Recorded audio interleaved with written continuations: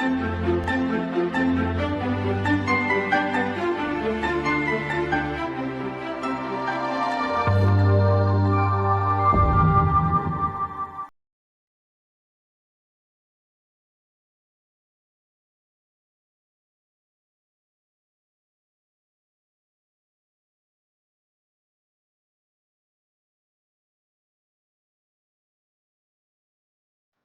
we are going to study a very important aspect of information that is called economics of information.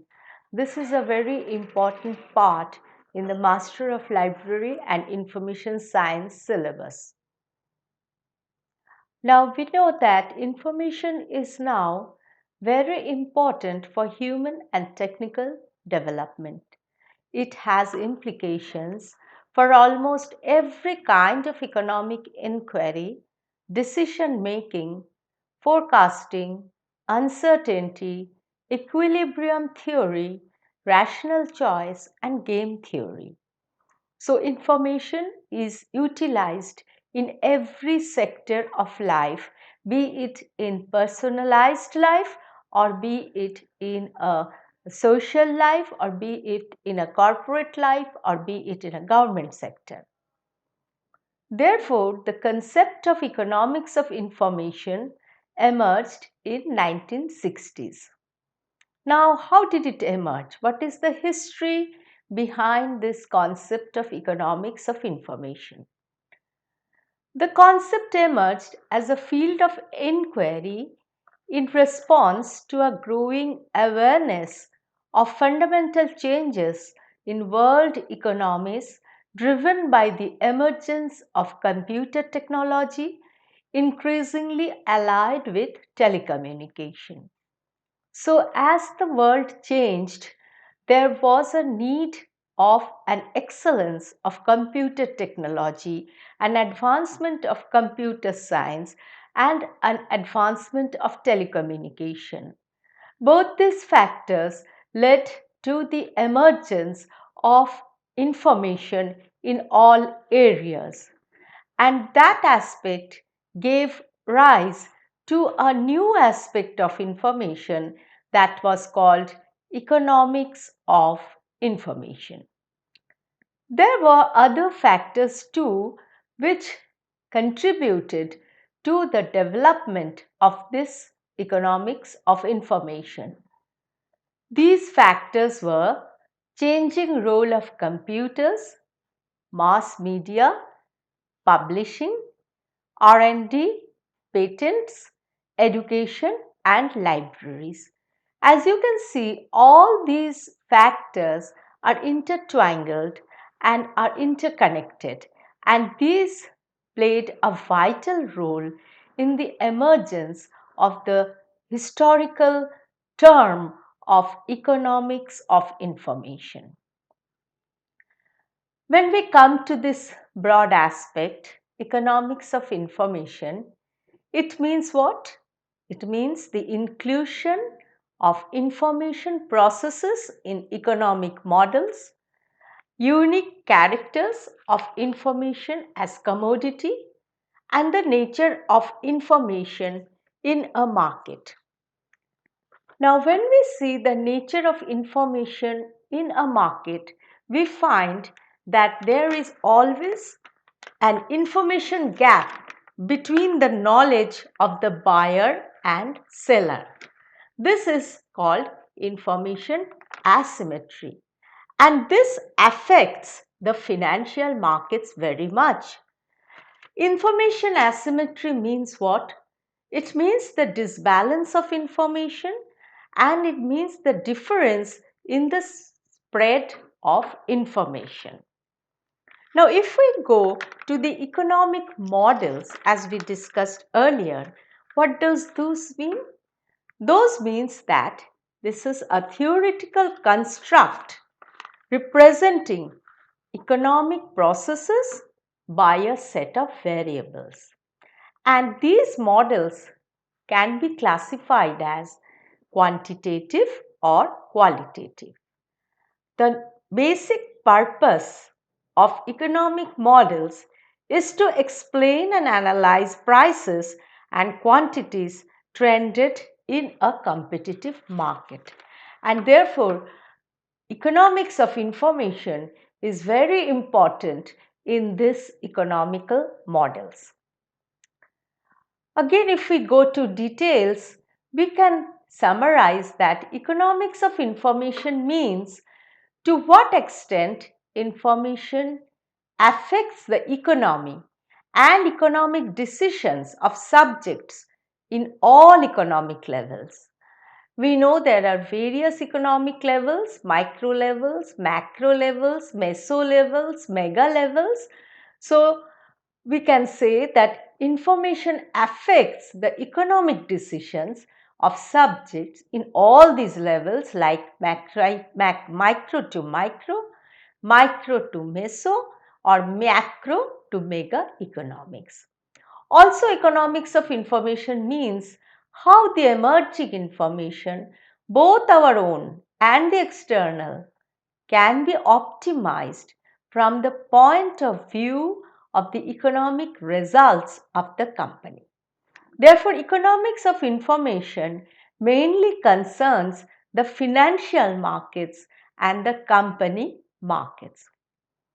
Now, when we go to economics of information, we find there are two types, macroeconomics and microeconomics. Macroeconomics concerns with the behavior and performance of economy as a whole. Study of employment, inflation, savings, investments, international trade, international finance, etc. all comes under the scope of macroeconomics. On the other hand, microeconomics analyzes the economic behavior of the individual units like persons, industry, etc. It studies the factors that affect economic choices of these and affects decision making. Therefore, we can say that macroeconomics is concerned at a more greater level or wider level, and microeconomics is concerned at a more narrower level. So, economics is divided into two parts, that is, again we repeat, macroeconomics and microeconomics. And macroeconomics obviously deals with the study of economy as a whole. Other examples are like employment in a system, investment in the whole country, total consumption and demand, output, etc. It has to do with the economical situation of the whole country or of the whole government sector. On the other hand, microeconomics is obviously concerned with the elements of economic activity, day-to-day activity, month-to-month activity of particular individual, household, firm, or price of different goods and services. So, this is at the micro level. And the topic of today's discussion is economics of information, and it concerns microeconomic theory. It assesses the role of information in all economic activities as a factor of production, growth, and development. It also assesses how information systems affect an economy and economic decisions, which are very, very important because we see that information is a power nowadays. We can see the traditional economics of information in this slide. Now, when we come to economics of information, we cannot ignore the economic properties of information. When we go to economic properties of information, we find there are some important points like contents versus carrier. So, in these points, information differs from other goods or products because it is something different. Like content versus carrier. A change in the physical carrier of information will not affect its content, be it in a pen drive, be it in a book, be it in a video, information whatever it is in the which form of physical carrier it is, it will not affect the content. Use of limited physical resources. To produce information, huge amount of physical resources are not needed. You can construct information or you can produce information by a limited amount of physical resources too. Minimal reproduction cost. Unlike other commodities, reproduction of information incurs minimal cost because the first copy of a book or the first copy of a journal will incur the major cost, and then the other copies will be just reproduction. Therefore, no cost or very minimum cost will be incurred. But that is not so with the other products of commodities like soap, like oil, shampoos, etc. Lesser transportation cost, especially when the information is in the electronic format, its transportation cost is very small. So here information differs from the other commodities. Then we come to another very important point, that is, it is priced according to consumer value. Information is priced not according to its production cost but according to its consumer value. That is, a rare book will have a much more price than an ordinary textbook, or a book intended for the research scholars or for the professors or for the expert persons will be of much higher price than those which are meant for the school students. Relationship between time and value of information. Relationship of information and time is very complex because information becomes obsolete or redundant as time passes. It fades away with time, which is not true of the other commodities. Relationship between distance and value of information. Just as the value of tangible commodity decreases if one has to travel a long distance to acquire it, the value of information would also decay if one has to travel a long distance to access it. As discussed from the earlier slide, we find that time is the most complex aspect of information. Information is highly perishable and can be simultaneously consumed and produced. For example, we can take the example of live news. Brannan, he opines that information is difficult to define and it is valued differently by different people.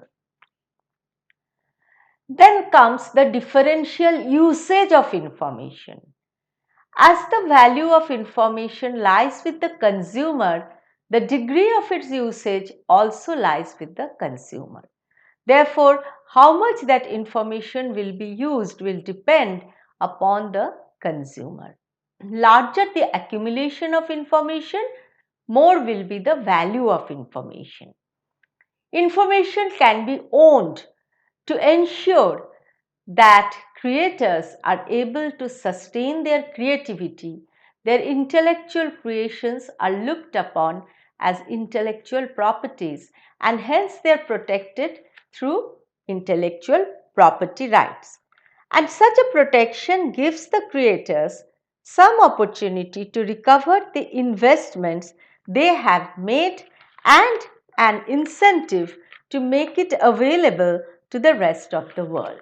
Now, economics of information examines what? It examines the role of information in economic relationship.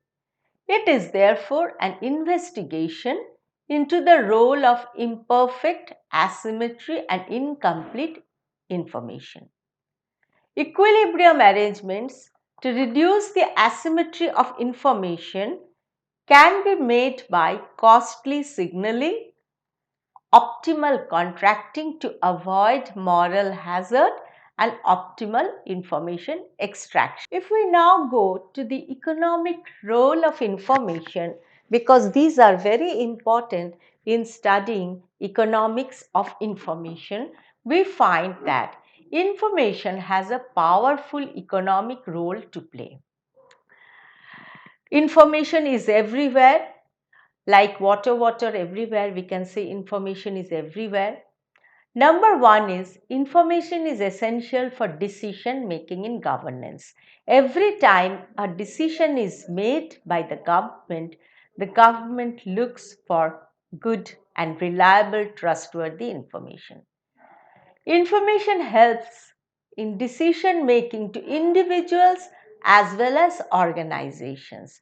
We can now see the fake news or the false news creates a lot of problems. So, how can we make decisions? How can we take the proper decisions? Depends upon from what source we are getting that information. Management information systems, they help in the operational management of the organizations. MIS, what we say. Information has a very important role to play in the market. If information asymmetry is not resolved, transactions cannot take place. As information can be substituted for land, labor and material, it can bring down the cost of production of goods too. Information through advertisement and market promotions influences and encourages people to buy. So nowadays we find the companies or the agencies who can go for proper and who can disseminate good information are the benefiters. Then we find that information is essential in education and research too. No teaching and learning process can take place without information. Information is a very much essential in the legislature, in the legislative assembly, in the laws, etc. Information is essential for the judiciary. Information is essential for armed forces. Information is the substance of the entertainment industry, be it a feature film, theatre, TV or radio show. Information is very vital for tourism and hospitality industry. Information also supports service sectors like banking, insurance, transportation, media, etc.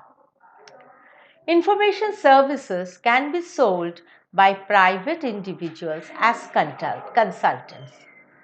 So, and the last point we can say is that information by itself is a subject of scientific study. Therefore, economics of information is typical because of the difficulty of measuring information. It's not so easy to measure information, and obviously because of the unique characteristics of information as a commodity, what we discussed. Porat, he identifies two components in the information sector: primary and secondary. The primary sector exchanges information good in a market context, and the secondary sector, they exchange information goods in a non-market context, example various bureaucracies, etc. Now when we go to the economics of information, there were two types of researchers, that is the economists obviously and also to the library and information scientists. Both sets of researchers attempted to refine the models to account for price, cost, benefits, values and economic impacts. What did the economics do? Economics typically research how decisions are made, how information is distributed and flowed, and how the information sector functions in a market setting. Obviously, this is the area of the economists. And library and information scientists, on the other hand, they examined ideas about what information is and how information products are defined as things that are purchased, sold, utilized, protected by copyright, made available to the public or given out, and especially obviously in the libraries. So, we come again sum up the thing, that is library and information scientists on one hand, they consider as information as a commodity in explaining the economics of information, and the economists who says that the nature of decision making, distribution of information, flow of information are important in the economics of information. So, economics of information comprises two concepts. To what extent information affects the economy and economic decision of subjects in all economic levels, from micro to micro, micro to meso, and macro to mega economics, and how the emerging information can be optimized from the point of view of the economic results of the company, industry, integration groups, etc. Now, we cannot ignore the pricing of information when we consider the economics of information. In case of price of information, there are many things like data must be generated and processed in order to create information. These are the authoring functions. We are here discussing the price of information in the context of library and information science, and therefore the initial thing is the data. Second is it needs to be evaluated for publication potential, and these are the editorial functions, that is the functions of the editors.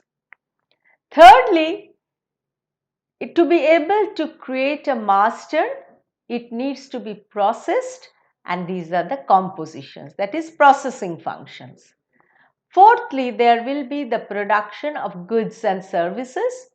Then fifth is the marketing of the goods and services will take place, and the last is the distribution of these will take place, that is channelizing these products and services.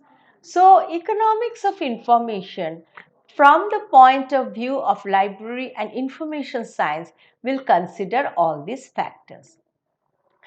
And when we go that to the marketing and economic development, we find that marketing is a means by which an economy can be integrated. This integration is between the buyers and the sellers. So, there must be a correlation between the buyers and the sellers. Marketing and trade play vital roles in the economic growth and overall development of a nation. Another point is that the traditional cost benefit analysis, when we discuss about the economics of information. A cost is a measurement of the amount of resources required to obtain a product. And there are two types of costs, fixed and variable costs, which refer to the direct cost and the fluctuating cost of the organization.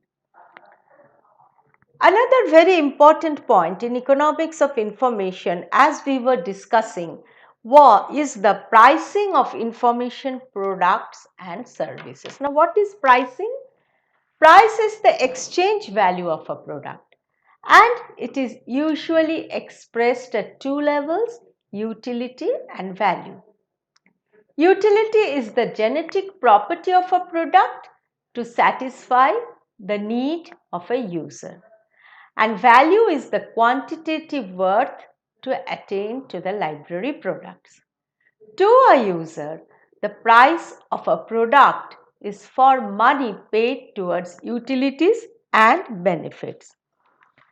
The developed information products and services should reach the user of a library through a proper distribution system to value for information product or services. And in exchange economy, the value of the product is expressed in terms of price. The product price is what? It is that what the user pays in order to get the product or service. There are some objectives of pricing library and information services, products and services. These are what? Number one, surplus maximization or making profits. Number two, cost recovery. Number three, market size maximization. Number four, entering new markets.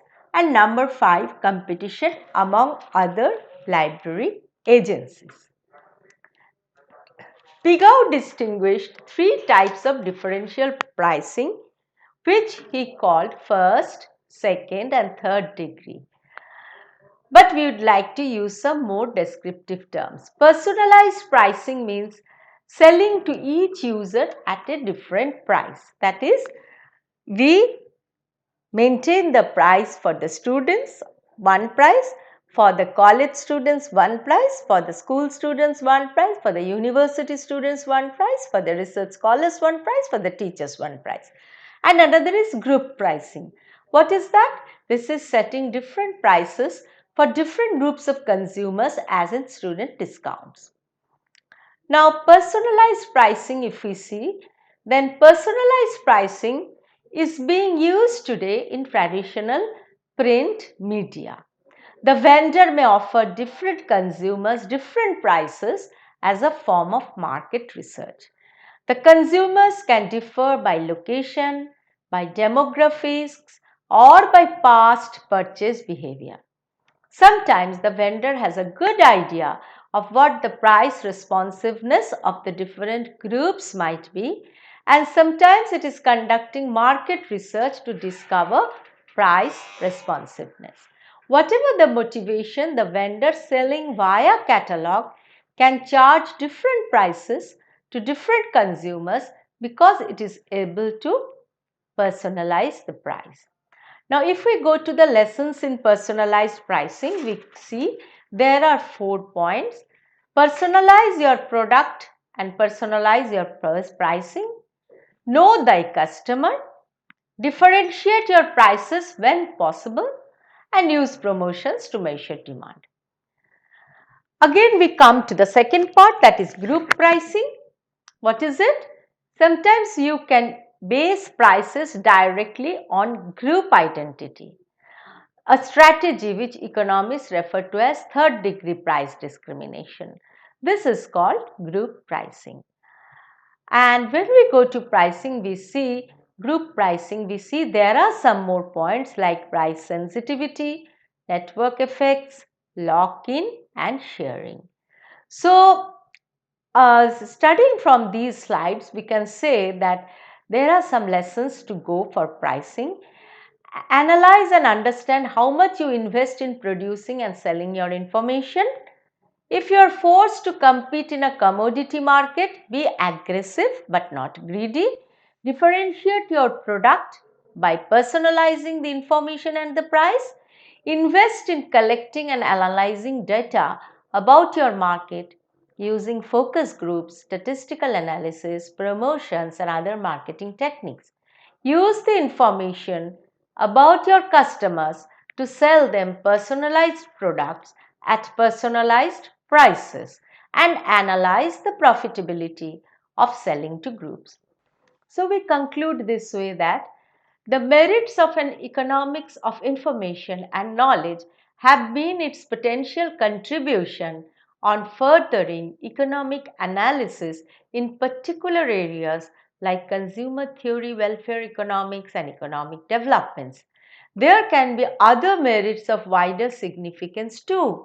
For example, it can contribute to a disequilibrium economics. It can bridge the gap between microeconomics and macroeconomics. Thank you.